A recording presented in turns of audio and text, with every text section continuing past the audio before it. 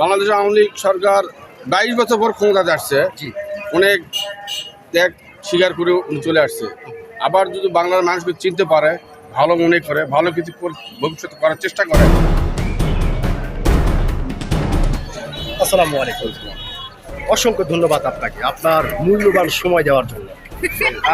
তো সর্বপ্রথমে জানতে চাচ্ছি আপনি কেমন আছেন?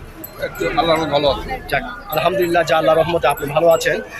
তো আপনার নামটা জানতে পারি? গোলাম সরোয়ার মুসা। গোলাম সরোয়ার মুসা, সুন্দর একটি নাম আপনার, চমৎকার একটি নাম। তবে একটি বিষয় বলতে আমি বাধ্য হচ্ছি, বলেন। সেটা হচ্ছে আপনার নাম শুনে এবং আপনাকে সামনাসামনি দেখে যেটা বোঝা যাচ্ছে আপনি প্রচণ্ড একটি সাহসী মানুষ।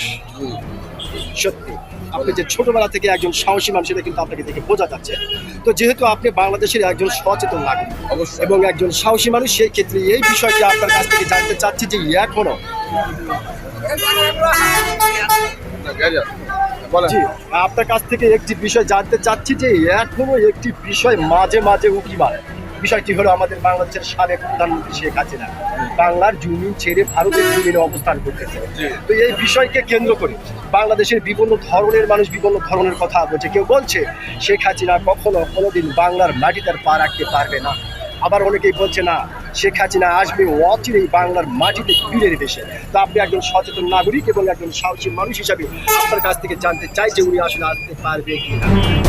গত শাসন আমলে জি উনি যদি ভালো কিছু করে থাকে জি এই বাংলার মানুষের জন্য, জি জি তাহলে সে ভবিষ্যতে আসতে পারে।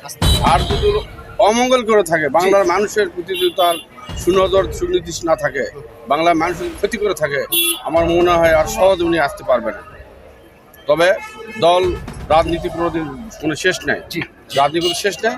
ভবিষ্যতে রাজনীতি উনি সে বাংলাদেশ আওয়ামী লীগ সরকার 22 বছর পর ক্ষমতাতে আসছে, জি অনেক ত্যাগ স্বীকার করে উনি চলে আসছে।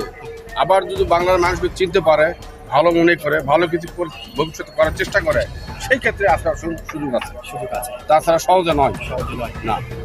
অসংখ্য ধন্যবাদ আপনাকে। সত্যি আপনি যে একজন সাহসী মানুষ, আপনি কিন্তু আপনার সাহসিকতার পরিচয় দিয়েছেন। আমি আশা করব আপনার এই গুরুত্বপূর্ণ কথাটি ও সাহসী কথাটি বাংলাদেশের সমস্ত সচেতন নাগরিকদের হৃদয়ে জায়গা করে নিবে। অসংখ্য ধন্যবাদ।